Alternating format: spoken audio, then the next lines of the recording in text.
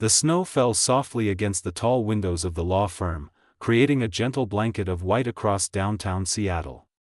Inside the mahogany-paneled conference room on the 15th floor, Victoria Hayes sat perfectly still, her hands folded in her lap. She wore a simple cream sweater and dark jeans, her chestnut hair falling in loose waves around her shoulders. The divorce papers sat on the table before her, crisp and official, representing the end of everything she had once believed would last forever. Mr. Thompson, her attorney, adjusted his glasses and offered her a kind smile. He was an older gentleman with silver hair and a patient demeanor that had helped her through the past 6 months of legal proceedings. The room smelled faintly of coffee and old books, a combination that usually brought comfort but today only made her stomach turn. Victoria pressed her palm against her abdomen beneath the table where no one could see. 6 weeks. That was how long the secret had been growing inside her. 6 weeks since the pregnancy test had changed everything, and she still had not found the courage to speak the words aloud to the one person who deserved to know. The door opened, and Jonathan Pierce entered the room. Victoria felt her breath catch despite herself. Even after all these months of separation, seeing him still affected her in ways she wished it would not. He stood tall in a tailored navy suit, his dark blonde hair slightly tousled from the winter wind outside. His blue eyes met hers for just a moment before he looked away, his jaw tightening in that way she recognized as him holding back emotion. They had met 7 years ago at a technology conference in San Francisco. Victoria had been working as a software engineer at a startup, and Jonathan had just launched his own investment company.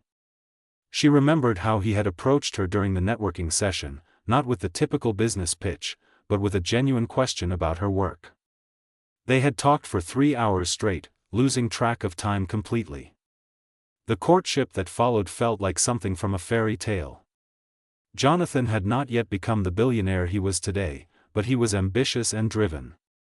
Victoria had loved that about him. She loved his passion, his dreams, and the way he made her feel like the most important person in any room. They married after a year of dating, in a small ceremony on the coast with their closest friends and family. The first 3 years of marriage had been everything Victoria had hoped for. They traveled together, built their careers side by side, and talked about starting a family someday when the timing felt right. Jonathan's investment firm grew steadily, and Victoria found fulfillment in her work at a major tech company. They bought a beautiful home in the suburbs with a garden Victoria had always dreamed of having. But success changed things in ways neither of them had anticipated. Jonathan's company exploded in growth after securing several major clients. Suddenly he was traveling constantly, missing dinners, working weekends, and falling asleep with his phone in his hand. Victoria tried to be understanding at first. She knew building a business required sacrifice. She threw herself into her own work, taking on bigger projects and longer hours.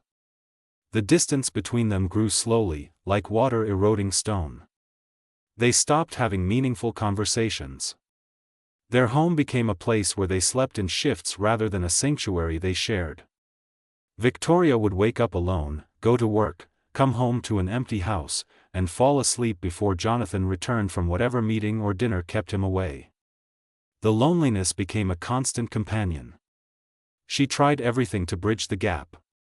She planned surprise date nights that he missed.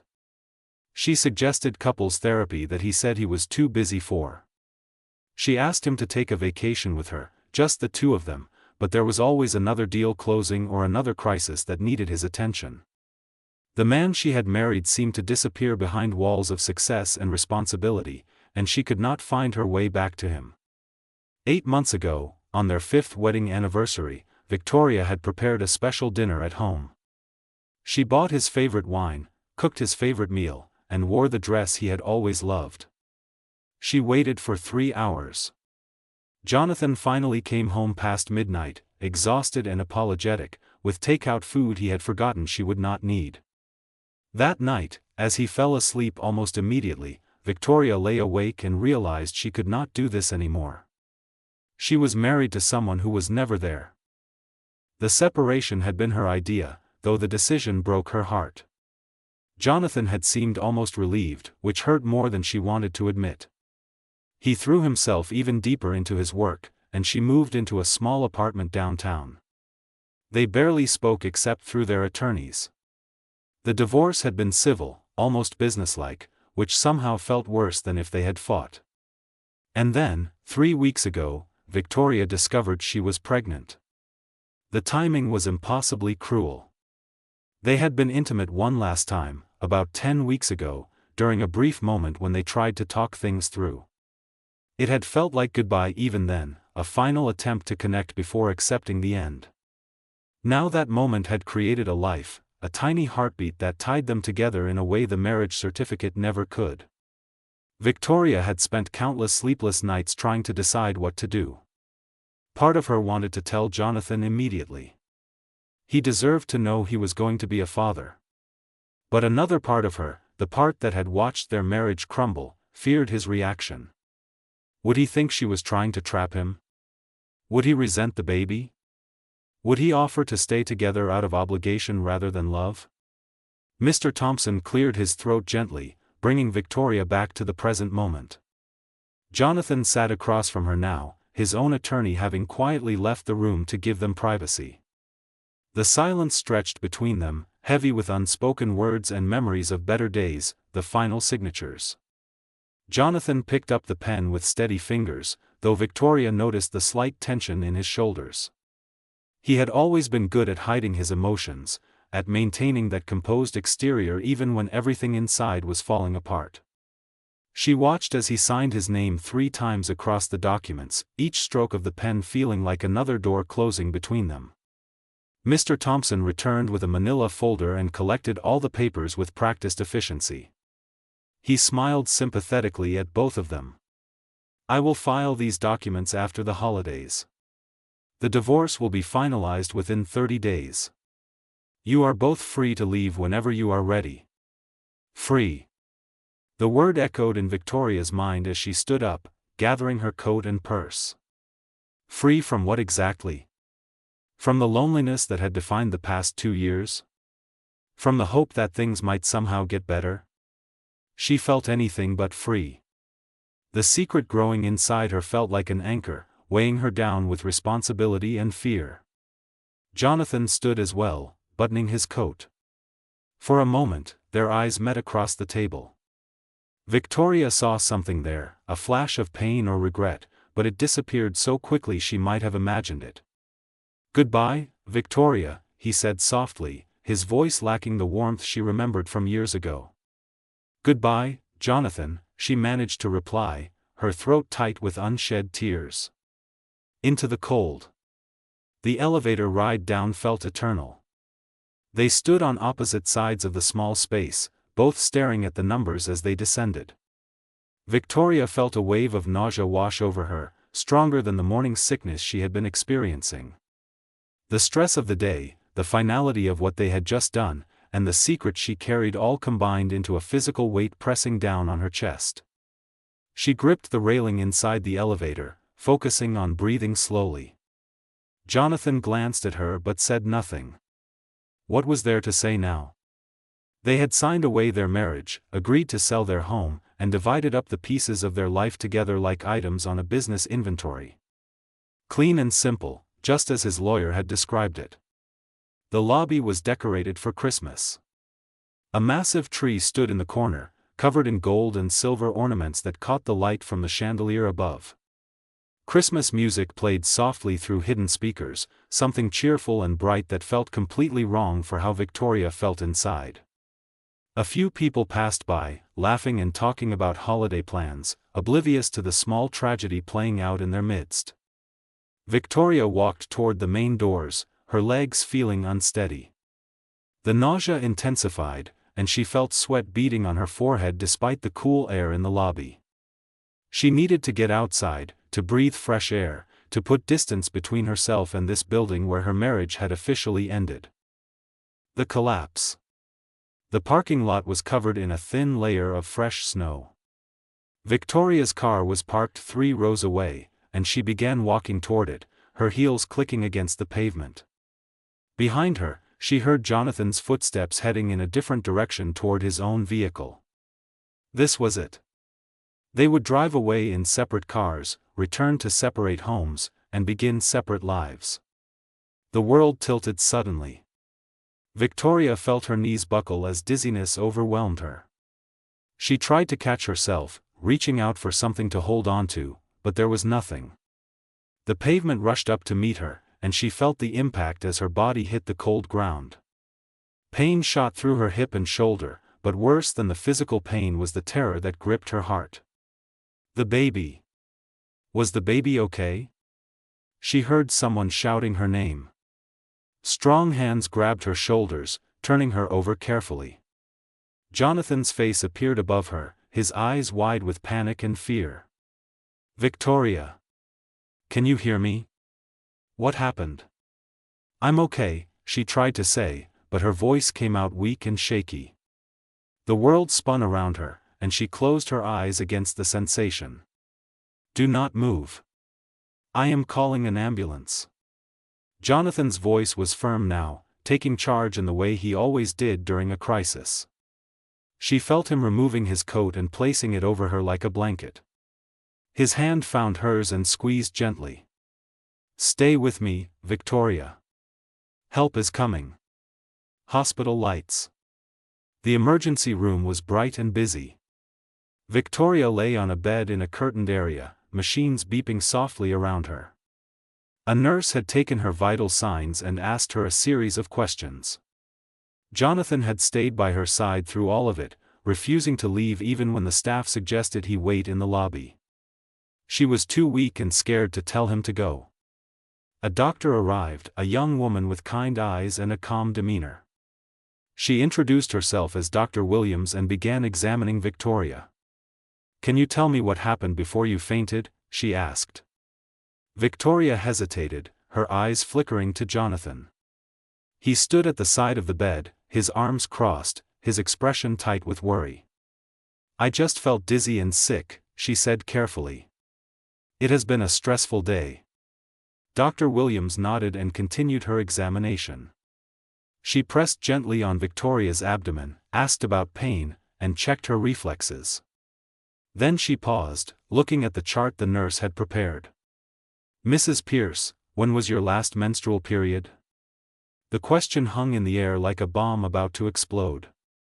Victoria felt her heart hammering in her chest.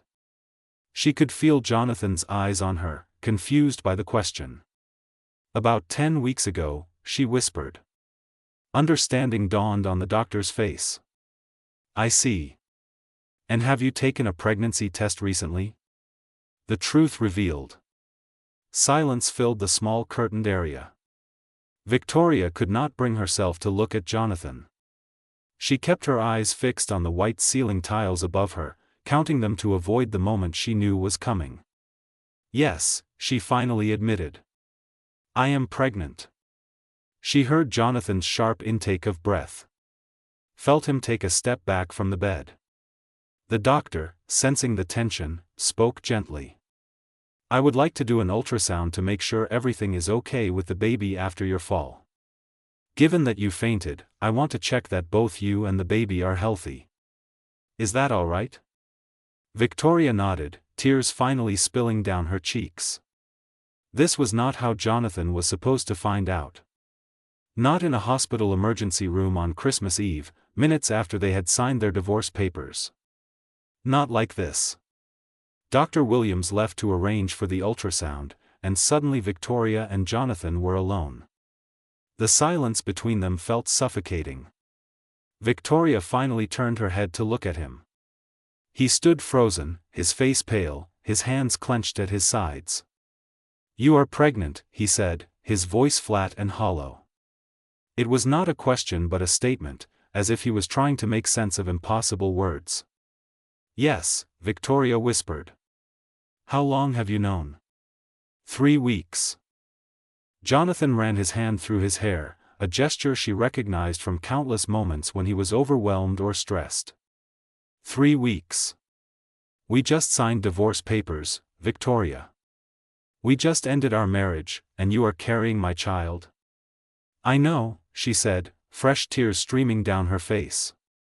I know how this looks. But I did not plan this. I did not know what to do. You could have told me.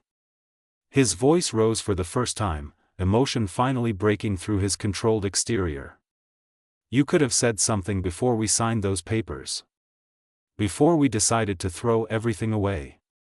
Would it have changed anything? Victoria asked, her own voice gaining strength despite her tears. Would you suddenly have time for us? Would you magically become the husband I needed? A baby does not fix a broken marriage, Jonathan. It only makes everything more complicated. He stared at her, his blue eyes storming with emotions she could not read. Anger, shock, hurt, and something else she could not name. So what was your plan? To just disappear with my child? To cut me out completely? No, Victoria said firmly. You deserve to know. You deserve to be part of this baby's life. I was going to tell you after the holidays. I just needed time to figure out how. Raw emotions. Jonathan sank into the chair beside her bed, his head in his hands. For a long moment, neither of them spoke. The sounds of the emergency room filtered through the curtain, other patients, staff talking, machines beeping. Normal life continuing while their world spun out of control. I have made so many mistakes, Jonathan said finally, his voice muffled. I know I have. I let my work consume me. I let you slip away. I became someone I do not even recognize anymore. But this? He looked up at her, and she saw tears in his eyes for the first time in years. This is my child too, Victoria. Our child. I know, she whispered. A night in the hospital. The ultrasound machine hummed softly in the dimmed room. Victoria lay on the examination table, her sweater pulled up to reveal her still flat stomach. The gel felt cold against her skin, and she shivered despite the warm blanket the nurse had provided. Jonathan stood beside the bed, his presence both comforting and terrifying at the same time. Dr. Williams moved the ultrasound wand across Victoria's abdomen, her eyes focused on the screen. The room fell silent except for the soft whooshing sound coming from the machine. Then suddenly, a rapid rhythmic thumping filled the air. Victoria's breath caught in her throat. There we go, Dr. Williams said with a warm smile. That is your baby's heartbeat. Strong and healthy at 158 beats per minute. Jonathan moved closer to the screen, his eyes wide. Victoria watched his face transform as he saw the tiny flickering image on the monitor. The baby looked like a small bean with a pulsing center, impossibly small yet undeniably real. She saw his expression shift from shock to wonder to something that looked like raw emotion. Everything looks perfectly normal, the doctor continued, pointing to different areas on the screen. The fall did not cause any harm. The baby is well protected in there. However, Victoria, you fainted because your blood pressure dropped, likely from stress and not eating enough today. You need to take better care of yourself. Victoria nodded, unable to take her eyes off the screen. This was her baby. Their baby. A life they had created together during what she thought was their final goodbye. The irony was not lost on her. Dr. Williams printed out several ultrasound images and handed them to Victoria. I want to keep you here for observation tonight, just to be safe. Your blood pressure needs to stabilize, and I want to make sure you do not have any more dizzy spells. You can go home tomorrow morning if everything checks out. After the doctor left, Jonathan helped Victoria back to her bed in the emergency room. They had been moved to a quieter section, away from the main chaos. A nurse brought her some crackers and ginger ale, explaining they would move her to a proper room within the hour. Jonathan sat in the chair beside her bed, still holding one of the ultrasound images. I cannot believe this is real, he said quietly, his voice thick with emotion. 6 weeks ago, we created this tiny person, and now our marriage is over. Victoria took a sip of the ginger ale, letting the cool liquid soothe her throat. I did not plan this, Jonathan. You have to believe me. I would never use a baby to manipulate you or trap you into staying. I know, he said, looking up at her. His eyes were red, and she realized he had been crying. I know you would not do that. You have more integrity than that. I just wish you had told me sooner. I was scared, Victoria admitted. Scared of how you would react. Scared that you would feel obligated to stay in a marriage that was already dead. Scared that you would resent me and the baby for ruining your perfect life. Jonathan set the ultrasound picture on the bedside table and leaned forward, his elbows on his knees. My life is far from perfect, Victoria. Can I tell you something I have not told anyone? She nodded, curious despite everything. Honest confessions. 6 months ago, when you asked for the separation, I felt relief at first, Jonathan began, his voice low. Not because I did not love you, but because I was drowning and I did not know how to stop. My company was growing so fast I could barely keep up. I had investors demanding returns, employees depending on me, and deals that required my constant attention. I thought if I could just work harder, make more money, and build something bigger, then everything would be worth it. He paused, running his hand through his hair in that familiar gesture of stress. But the relief did not last. Within a week, I realized what I had lost. I would come home to that big empty house we bought together, and you were not there. Your coffee mug was not in the sink. Your books were not scattered on the couch. The silence was deafening. Victoria felt tears building again. She had spent so many nights in her small apartment feeling the same way, surrounded by her own silence and loneliness. I started seeing a therapist 2 months ago, Jonathan continued, and this admission surprised her. I did not tell you because we were barely speaking, and I did not think you would care. But I was falling apart, Victoria. I had everything I thought I wanted, money and success and respect, and I had never felt more empty in my life. What did the therapist say? Victoria asked softly. Jonathan looked at her with such raw vulnerability that it took her breath away. She asked me what I was running from. I kept saying I was running toward something, toward success and security for our future. But she made me realize I was actually running away from my father's failures. Victoria knew about Jonathan's difficult childhood. His father had been a dreamer who started business after business, each one failing and leaving the family in debt. Jonathan had grown up watching his mother work 3 jobs to keep them afloat. He had sworn he would never let his family struggle like that. I became so obsessed with not failing that I destroyed the one thing that actually mattered, Jonathan said, his voice breaking. I pushed away the woman I loved because I was too afraid to slow down and risk losing everything. But I lost you anyway, did not I? Midnight conversations. They moved Victoria to a private room around 9 o'clock. It was small but comfortable, with a view of the city lights twinkling below. Snow continued to fall outside, turning Seattle into a winter wonderland. Jonathan had stepped out to make some phone calls, and Victoria dozed off for a while, exhausted from the emotional toll of the day. She woke to find him sitting in the chair beside her bed, watching her with an expression she had not seen in years. It reminded her of their early days together when he would watch her sleep and smile like she was the most precious thing in his world. "What time is it?" she asked groggily. "Almost midnight. Christmas morning." He stood and poured her a cup of water from the pitcher on the table. "How are you feeling?" "Better. Tired, but better." She accepted the water gratefully. "You do not have to stay, Jonathan. I am sure you have better places to be on Christmas Eve." "There is nowhere else I would rather be," he said, and the sincerity in his voice made her heart ache. He sat back down, pulling the chair closer to her bed. "Can we talk? Really talk, the way we used to?" Victoria nodded, setting the water aside. "I have been thinking about everything since we found out about the baby," Jonathan began.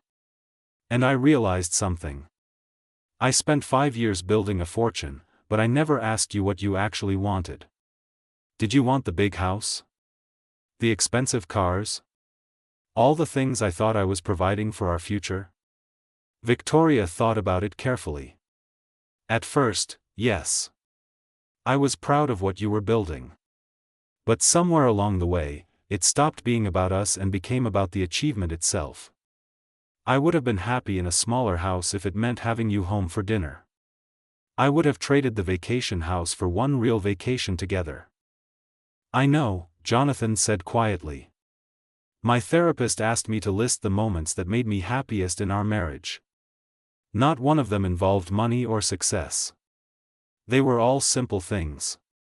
Making breakfast together on Sunday mornings. That time we got caught in the rain walking home from the restaurant. The night we painted the bedroom and ended up covered in paint. Victoria smiled despite her tears, remembering that night. They had laughed so hard she thought her sides would split. A fragile hope. I do not expect you to forgive me, Jonathan continued. And I am not asking you to tear up the divorce papers and pretend everything is fine. But Victoria, we are going to have a child together. That means we will be in each other's lives forever, whether we are married or not. I know, Victoria said. So I am asking if we can start over. Not as husband and wife, but as two people who once loved each other deeply and might be able to find their way back to that love. No pressure, no expectations. Just honest conversations and genuine effort. Victoria looked at him carefully, searching his face for signs of the man she had fallen in love with 7 years ago. She saw glimpses of him there, beneath the exhaustion and regret. What about your company? Your deals and meetings and constant travel? I have already made changes, Jonathan said. I promoted my deputy to partner 2 weeks ago. I am cutting my travel by half and delegating more responsibility. My therapist helped me see that if I work myself to death, what good does any of it do? I need to build a life worth living, not just a bank account. That is a big change, Victoria said carefully. Are you doing this because of the baby? I am doing this because I want to, Jonathan said firmly. The baby just made it more urgent. But Victoria, I have been miserable for months. I have had everything I thought I wanted, and I hated my life. That is not sustainable, baby or no baby. Victoria felt hope stirring in her chest, fragile and tentative like a candle flame in the wind. I do not want to rush into anything. The divorce papers are signed. Maybe we need to let them go through and really start fresh. I think that is wise, Jonathan agreed. We can co-parent for now. Get to know each other again without the pressure of trying to save a marriage. And if somewhere down the road we find our way back to each other, then we do it right this time. Christmas morning light. As midnight passed and Christmas morning officially began, a nurse came in to check Victoria's vital signs. Her blood pressure had stabilized, and the nausea had passed. The nurse smiled and wished them both a Merry Christmas before leaving them alone again. Jonathan stood and walked to the window, looking out at the snow-covered city. Do you remember our first Christmas together? He asked. The tiny apartment with the broken heater, Victoria said with a small smile. We had to bundle up in blankets and drink hot chocolate to stay warm. Best Christmas of my life, Jonathan said, turning to look at her. Because I had you. Everything else was just decoration. Victoria felt tears sliding down her cheeks again, but this time they were different. Not tears of grief or loss, but tears of possibility. I want to believe we can fix this, Jonathan. I really do. But I am terrified of getting hurt again. I know, he said, returning to her bedside. He reached out and gently took her hand. I am terrified too. But this baby deserves parents who try. And maybe we deserve a second chance to get it right. They sat in comfortable silence for a while, his hand holding hers, both of them watching the snow fall outside. Victoria felt the exhaustion of the day catching up with her again, and her eyes grew heavy. Sleep, Jonathan said softly. I will be right here. As Victoria drifted off, she heard him whisper something that made her heart flutter with fragile hope. "Merry Christmas, Victoria. Thank you for giving me the greatest gift I could ever receive." In the soft glow of the hospital room, with snow falling gently outside and a tiny heartbeat growing inside her, Victoria allowed herself to believe that maybe, just maybe, some broken things could be mended after all.